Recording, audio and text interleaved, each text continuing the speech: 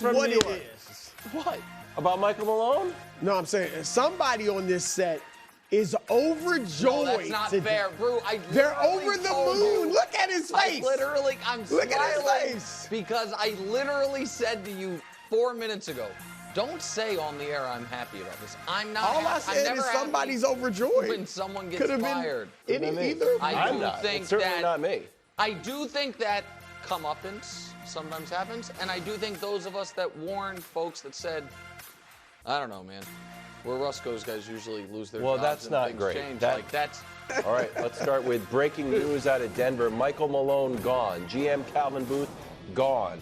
Now, Denver had lost 4 in a row, but they're also headed to the playoffs and have the league's best player. And Malone was less than 2 years out from winning the championship. Brew, you've known Michael Malone for ages. Way back. Your reaction to this news? Well, obvious shock. I mean, I think even people that wanted him out, like, I'll leave that nameless, but everybody was shocked, right? Shocked. So I made a few calls, and here's what I'm told. This has been brewing for a while. Like, the environment in Denver, I'm told, is toxic or has been. Because the GM, Calvin Booth, who also was fired, as you said, and Michael Malone don't get along. And I've been told weren't even talking to each other, okay? Michael Malone is an old school, hard-nosed coach, and that has rubbed a lot of the players the wrong way. And I'm even told if they hadn't won that championship in 2023, he might have been gone at that time. All right, but obviously they won it. So some players, you know, he's just rubbed them the wrong way because he's such a hard-nosed coach.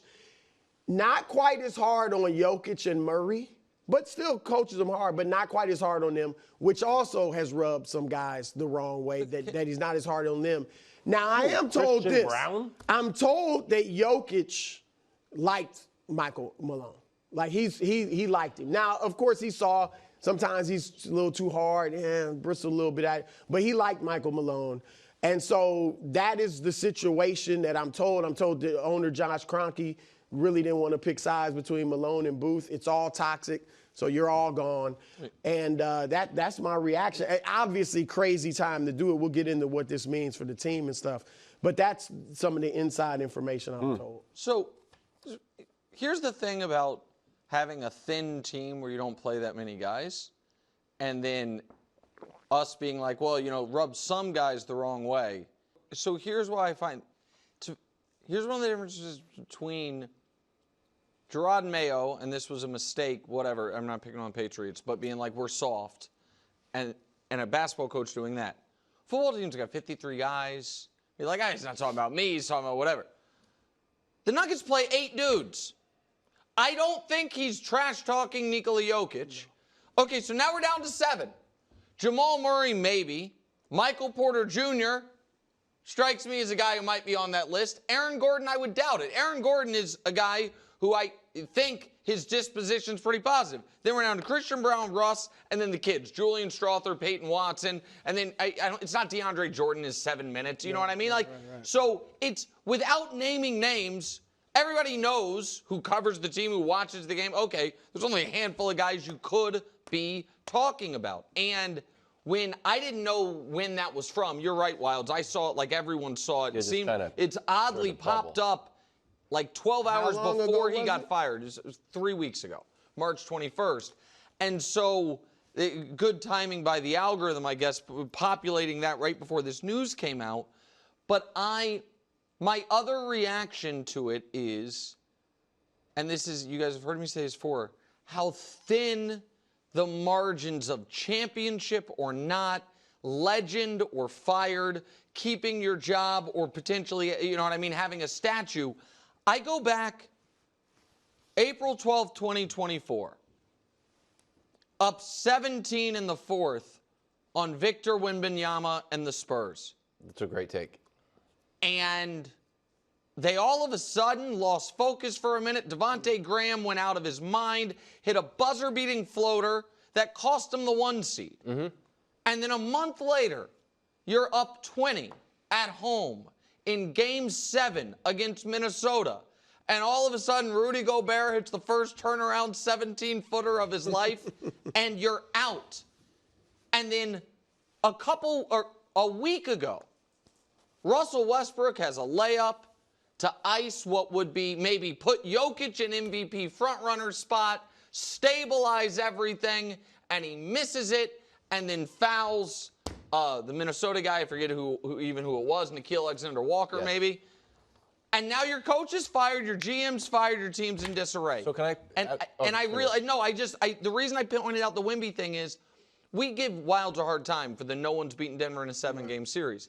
It is absolutely on the board that if they play a couple possessions better in that game 81 against the Spurs, that the Nuggets are currently the 2-time defending champions. But that was the canary in the coal mine. And I think you're right about being on a razor's edge. And, Brew, I tried to look at it from the other angle, right? So everybody was shocked. It seems ridiculous. He just won a championship. He really wants to win. There's problems with the roster. Man, we're up 20 at home. And the Spurs game was the beginning of it, and they had 2 20-point leads in that series that they fell apart. It's almost like, was that a fireable offense? Do you think there's any rationale? I know it's hard for you because you have a relationship with him. No. I haven't talked to Michael Malone in a long time. So when you're hard-nosed like this, when you're not getting along with the GM, you have to win. And when you got the best player in the world, and you've already won a championship. And that quote against Portland, or from Michael Malone, you kind of joke that, is this a surrender? Like, sometimes you say something like that knowing you might get fired. Darvin had a quote about Austin Reeves at the very end of last year. He didn't say Austin's name, but it was about he might have even said Austin's name. Doesn't matter. It was the same thing, but everybody knew. But it was very clear. He said that knowing, I ain't going to coach this guy again anyway, so what does it matter? Or you think, I got a championship here, first championship in franchise history. I'm good. That's interesting. So I don't know. Look, the bottom line is this, and this had nothing to do with knowing Michael Malone. He's a good coach, and he will get a job quick, fast, and in a hurry. Yeah. But it's interesting you brought up, Nick, the championship coach. Look how many championship coaches are getting fired. Well, Budenholzer, Frank Vogel, now Michael Malone. There's more than that. Well, right. If you go, just remove the kid and Missoula because it was last season. The previous 5 finals, every coach that coached in the finals has been fired except for Kerr and Spo. You know what I mean? Who are, made men multiple-time champions over. I know people don't care about Calvin Booth. That sounded really mean. My point is the audience doesn't really know about the front office guys the way we know about the head coach.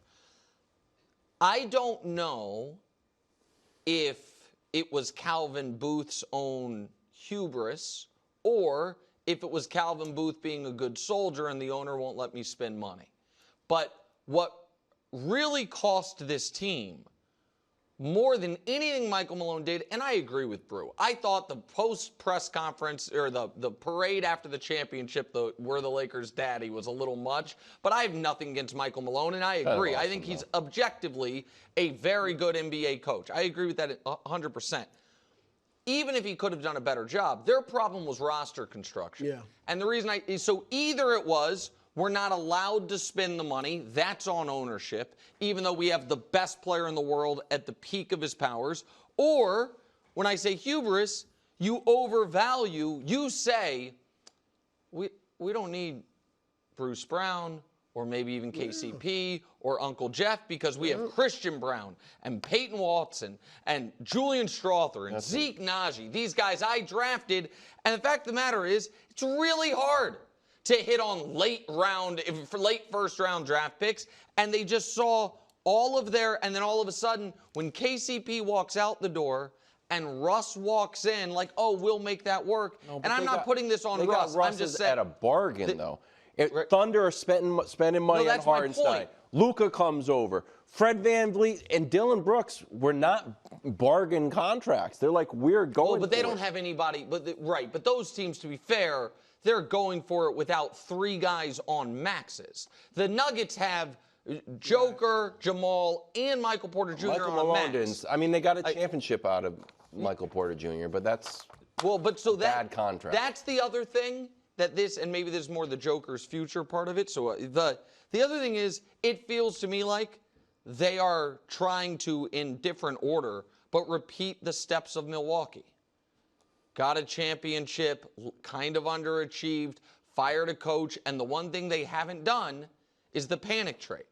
And it feels like that is what is coming this summer, is Michael Porter Jr. and the draft picks you have available for a distressed asset via a panic trade. Panic's too strong, but via, you know what I mean? A short-term trade to win right now, because what they can't just run it back. You know what I mean, moving forward. All right, so let's talk about the playoffs. Denver at 4 right now, but it's a log jam that could find them in the play-in if things break the wrong way. They only have 3 games left, and they will go into the playoffs, Brew, without Malone, who has the most playoff wins since 2019. It's Malone, Spo, Budenholzer, Kerr, and Doc Rivers. Oh, that's amazing. What does this mean for the West playoffs? Well, David Adelman, son of the Hall of Fame coach Rick Adelman, is taking over. I don't think he has enough time to do much different schematic. No. Right?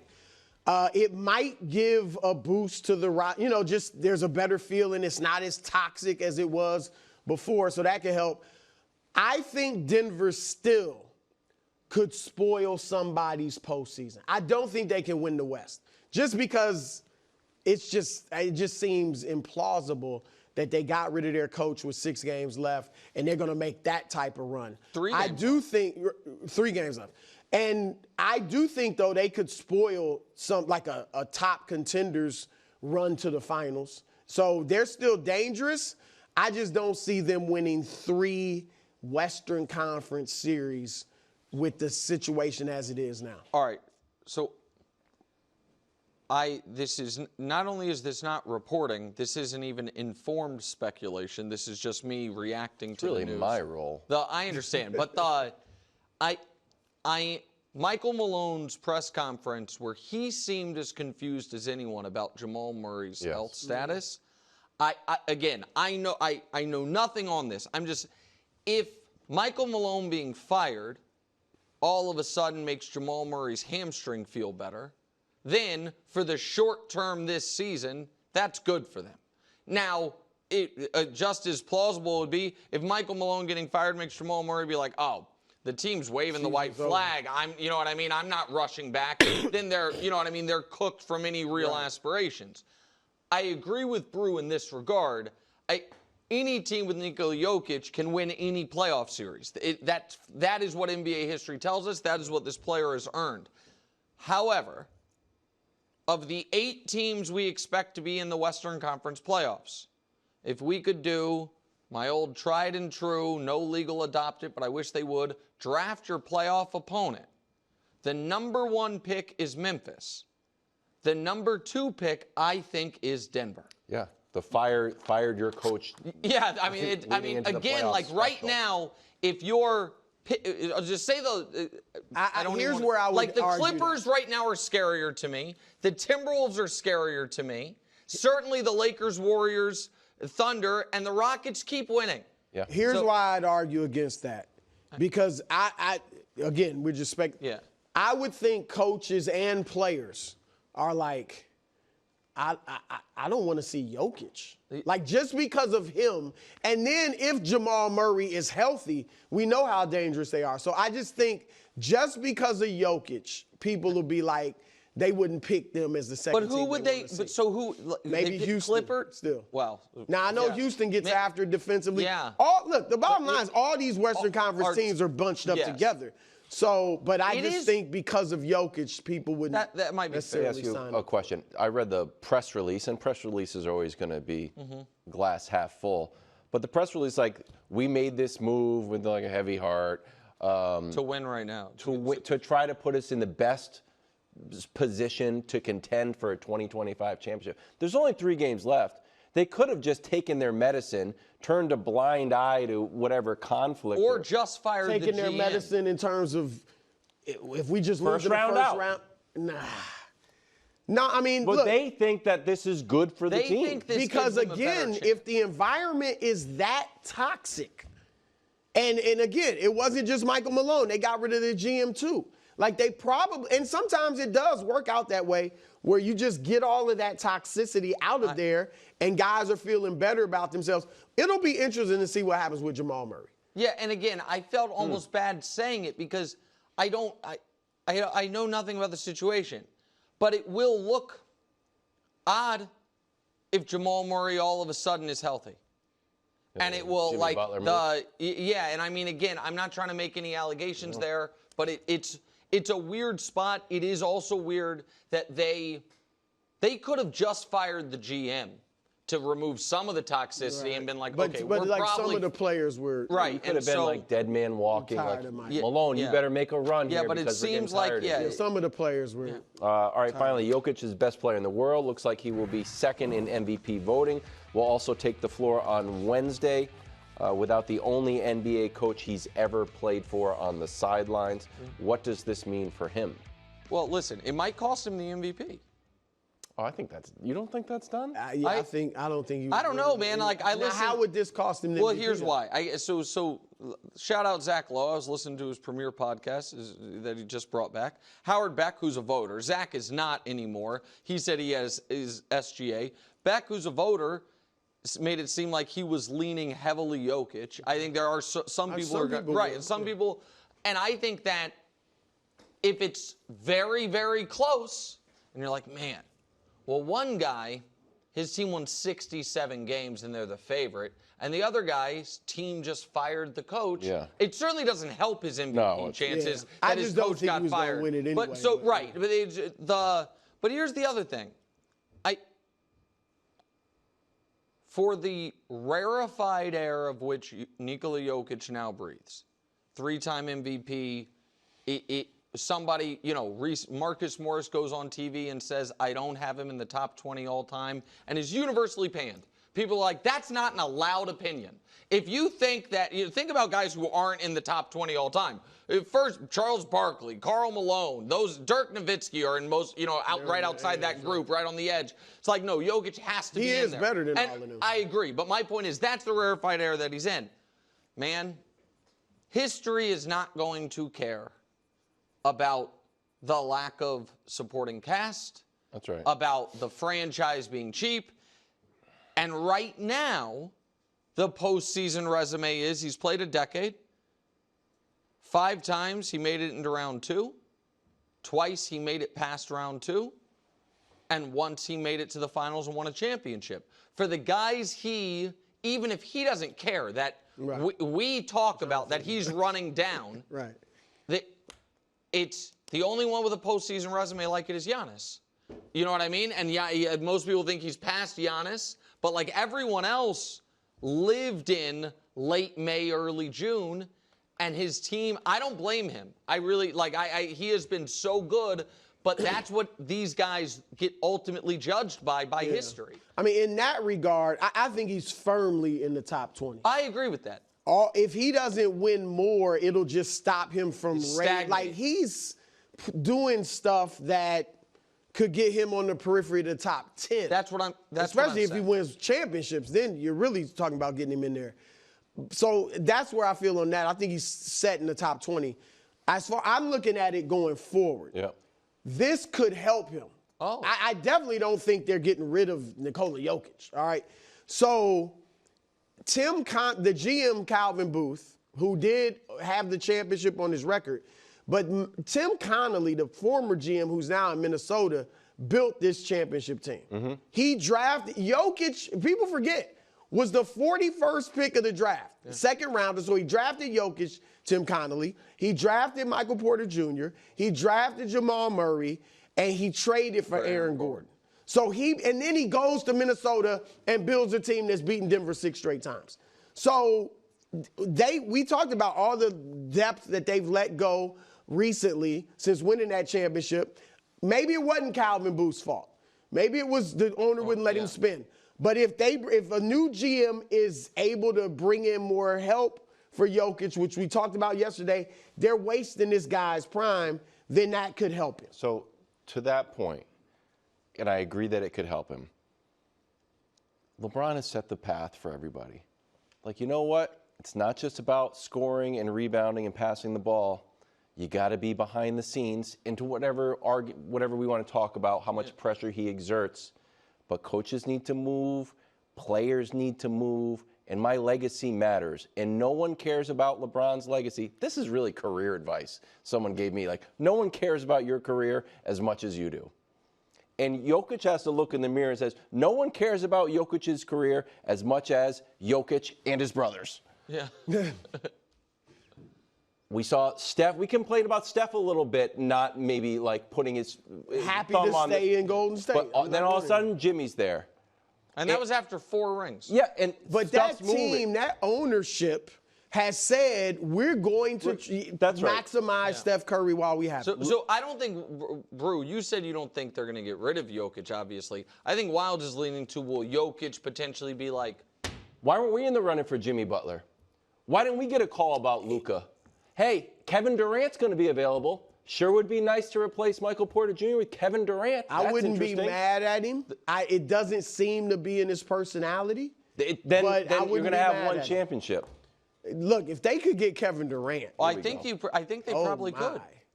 I think they probably could. I mean, I wasn't even trying to be funny. Yeah. Yes, go for KD. I mean, they have, if they remove the protection, sorry to be a nerd for a minute, on their 27 pick they owe somebody, which top 5 protected, just remove it. You have your 28, 29, 30, and 31 available to you to trade to and swap to. That plus MPJ, Michael Porter Jr. and something else, that maybe would work. Do it. I'd love to see that. Thanks for watching. Subscribe here to get more from the show and to check out clips from other shows on FS1.